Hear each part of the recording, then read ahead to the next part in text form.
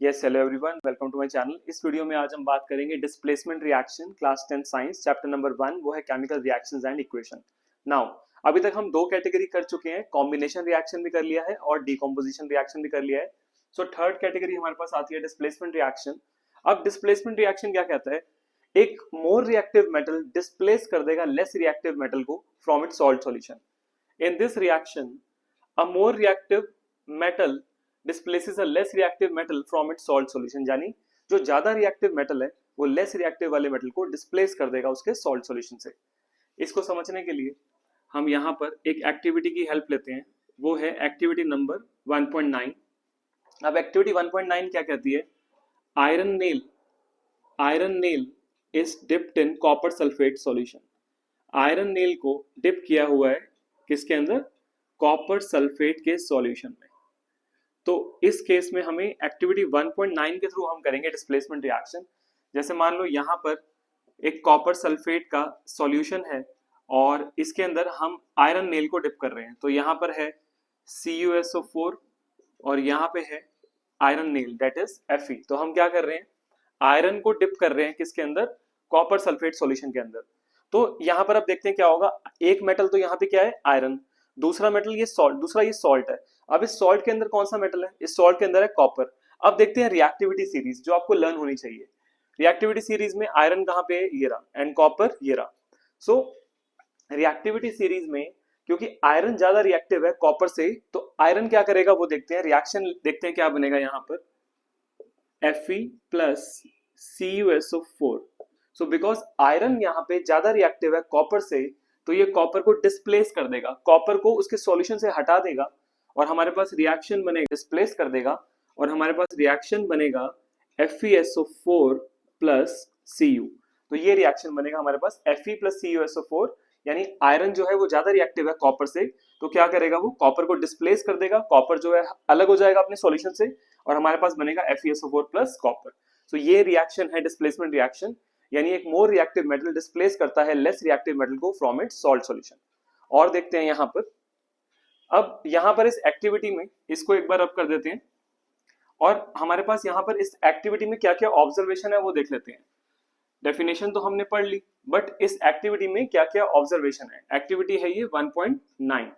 अब ये कॉपर जो सेपरेट हुआ, यहाँ पर जो कॉपर निकल रहा है, यहाँ पर जो हमारे पास ये कॉपर आ रहा है, ये कॉपर कहाँ जाएगा? तो ये कॉपर इस आयरन नेल के ऊपर डिपॉजिट होना स्टार्ट हो जाएगा। Copper will start depositing on iron nail.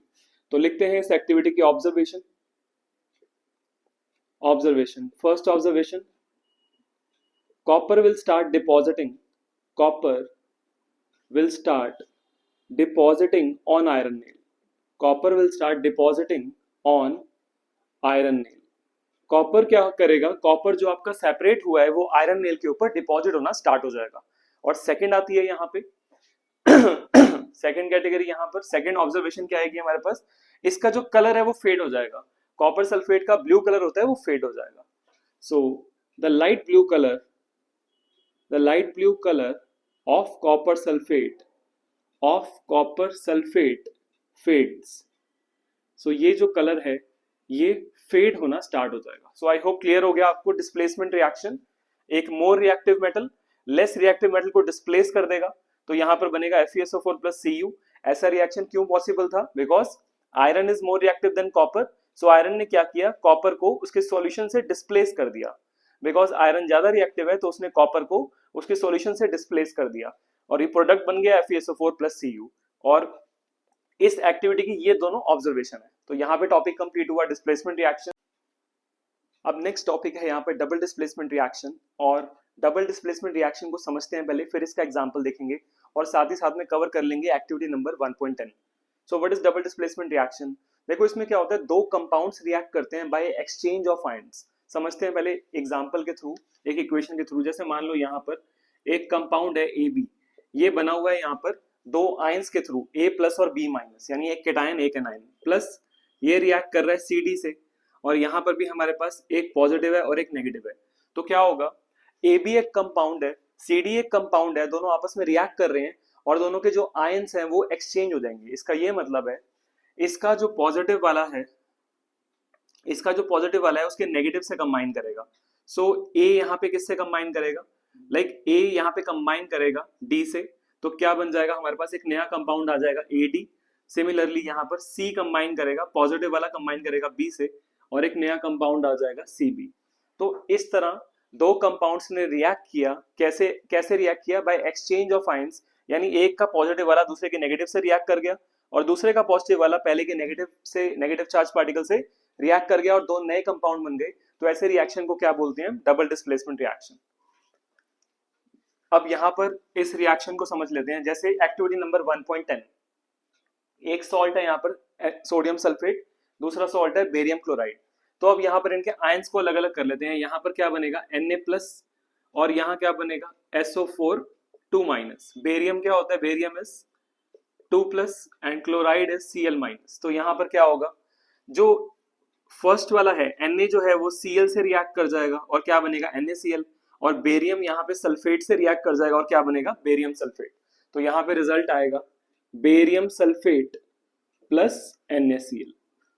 सो आपने देखा दो कंपाउंड्स रिएक्ट कर गए, और कैसे रिएक्ट करे, इनके आयंस एक्सचेंज हो गए। इसके आयंस मैंने यहाँ लिख दिए, इसके आयंस मैंने यहाँ लिख दिए, इसका पॉजिटिव वाला नेगेटिव से और इसका पॉजिटिव वाला दूसरे के नेगेटिव से रिएक्ट कर गया और दो नए कंपाउंड बन गए। तो ऐसे रिएक्शन को बोलते हैं डबल डिस्प्लेसमेंट रिएक्शन। अब यहाँ पर ये रिएक्शन दो कैटेगरीज में आता है। एग्जाम में पूछते हैं कि यहाँ पर कोई ऑब्जर्वेशन बताओ, तो एक तो नया कंपाउंड बना, नए कंपाउंड का नाम क्या है, बेरियम सल्फेट। अब यहाँ पर जो बेरियम सल्फेट है ये इनसॉल्युबल सब्सटेंस है, इनसॉल्युबल सब्सटेंस को कहते हैं प्रेसिपिटेट। तो यहाँ पर आपसे पूछ सकते हैं name the precipitate, name the precipitate. यहाँ पर जो प्रेसिपिटेट बन रहा है उसका नाम बताओ। तो प्रेसिपिटेट का यहाँ पे नाम क्या हो जाएगा, बेरियम सल्फेट। इसका नाम हो जाएगा यहाँ पर बेरियम सल्फेट। और आपसे पूछेंगे फिर यहाँ पर कि कलर बताओ, इसका कलर ऑफ बेरियम सल्फेट। तो यहाँ पर इसका कलर हो जाएगा व्हाइट, कलर हो जाएगा यहाँ पे व्हाइट कलर। ठीक है, तो इस तरह से एक्टिविटी बेस्ड क्वेश्चन आ सकता है। तो इस वीडियो में हमने कंप्लीट कर लिया डिस्प्लेसमेंट रिएक्शन और डबल डिस्प्लेसमेंट रिएक्शन। और वीडियोस देखने के लिए चैनल को सब्सक्राइब करें, वीडियो को लाइक एंड शेयर कर देना। Thank you.